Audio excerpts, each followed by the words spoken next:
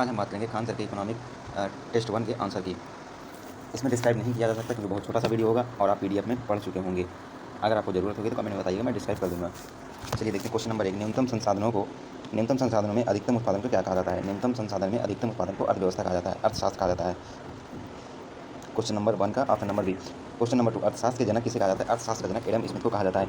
1876 में प्रकाशित पुस्तक वेल्थ ऑफ नेशन में इन्होंने कर का सिद्धांत दिया था। क्वेश्चन नंबर 3 देखते हैं, भारतीय अर्थव्यवस्था का जनक किसे कहा जाता है? क्वेश्चन नंबर 3 में ऑप्शन नंबर डी होगा, विश्वेश्वरैया को भारतीय अर्थव्यवस्था का जनक कहा जाता है। स्वरूप के आधार पर अर्थव्यवस्था कितने प्रकार की अर्थव्यवस्था के कितने क्षेत्र होते हैं? स्वरूप के आधार पर अर्थव्यवस्था के 3 क्षेत्र होते हैं, प्राथमिक, द्वितीयक, तृतीयक। Option number C. अर्थव्यवस्था के कितने क्षेत्र होते हैं? अर्थव्यवस्था के 3 क्षेत्र होते हैं, आर्थिक क्रिया के आधार पर, कार्य के आधार पर, स्वामित्व के आधार पर। Option number 6। क्वेश्चन नंबर 5 का ऑप्शन नंबर ए। जब आय का स्रोत सीधे प्रकृति से जुड़ा हो तो उसे क्या कहते हैं? उसे प्राथमिक क्षेत्र कहते हैं। जब कौन सा क्षेत्र पूरी तरह से सरकार के अधीन होता है? सार्वजनिक क्षेत्र। Option number B.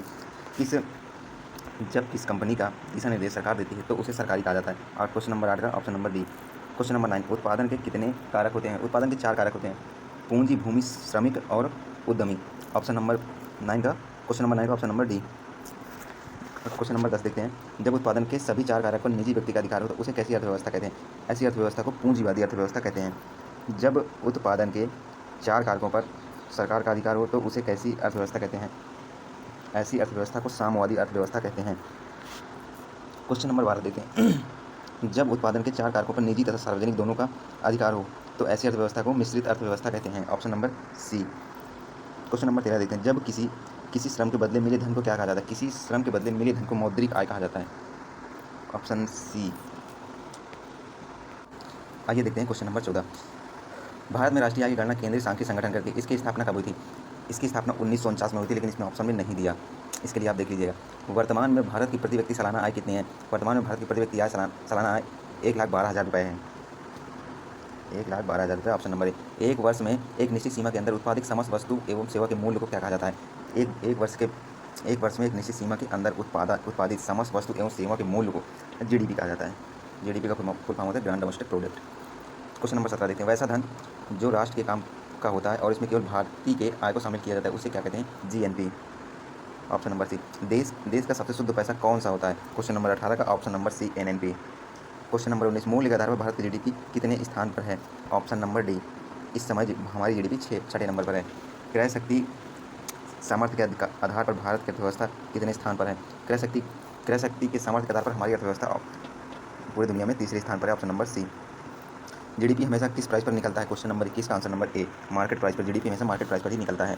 Question number 22 देखते हैं, जीडीपी बराबर होता है GDP FC plus tax minus subsidies. Question number 22 का आंसर नंबर ए। ये जो आंसर बताया जा रहे हैं बिल्कुल खान सर के पीडीएफ से ही बताए जा रहे हैं, आप देख सकते हैं एक बार। क्वेश्चन नंबर 23, जीडीपी बराबर, तो सेम ही है, जीडीपी बराबर GDP MP minus tax plus subsidies. Option number D होगा 23 का।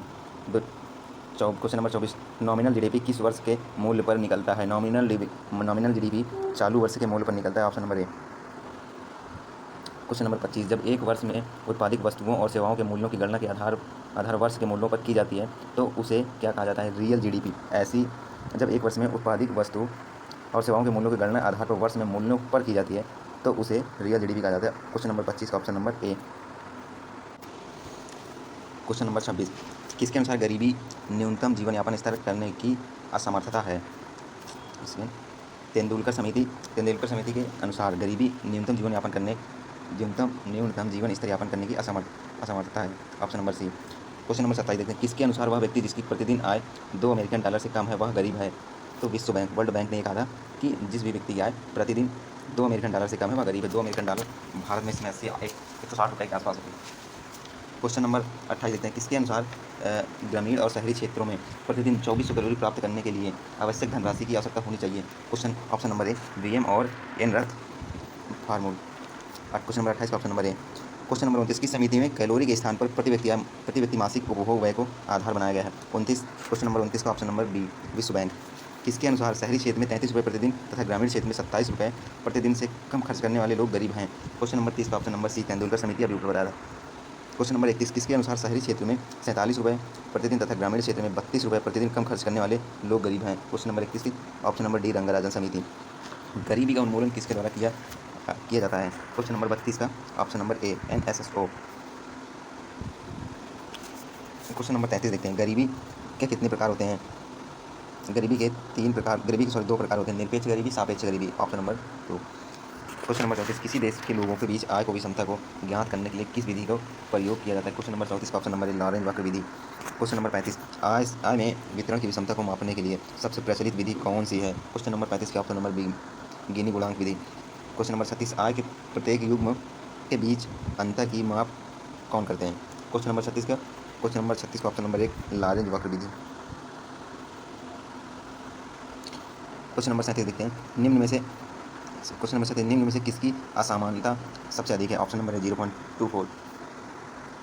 यहाँ सिर्फ आंसर बताया जा रहा है, डिस्क्रिप्शन आप PDF में पढ़ सकते हैं, डिस्क्रिप्शन में PDF दिया जाएगा, या तो आप कमेंट कीजिएगा, मैं डिस्क्राइब कर दूंगा। अधिकतम असमानता की स्थिति में गिनी गुणांक का मान कितना होता है? क्वेश्चन नंबर 29 का ऑप्शन नंबर ए अधिकतम असमानता की स्थिति में गिनी गुणांक का मान कितना होता है? दोनों 38-39 दोनों क्वेश्चन अधिकतम उसमें असमानता, इसमें असमानता। 39 का क्वेश्चन नंबर 39 का आंसर नंबर 1 होगा 0।